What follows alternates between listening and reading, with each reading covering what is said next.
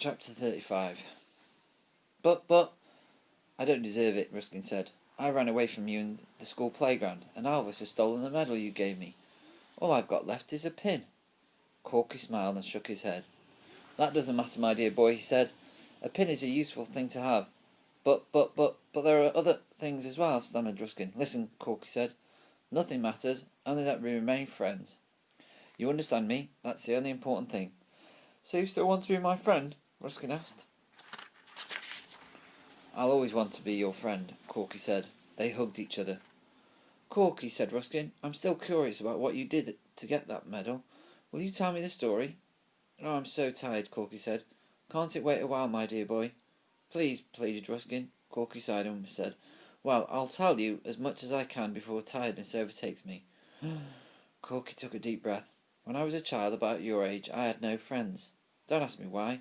It's just the way it was. I think other children thought me strange because all I wanted to talk about was the theatre and actors and actresses. So I played alone for most of the time, and my favourite place to play was the dump. What's the dump? Asked Ruskin. Well, it's not there anymore, Corky said, but it used to be an area of waste ground. I used to play there every day. It was great fun. And then, one day I found something, Corky yawned. What was it? Asked Ruskin. At first I couldn't make it out. It was sticking out of the ground.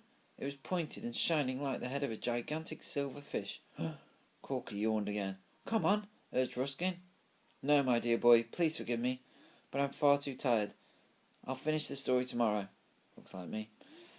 But, began Ruskin. Tomorrow, said Corky. Ruskin smiled and nodded. Now, said Corky, time for bed. Corky stood up and walked down Lizard Street.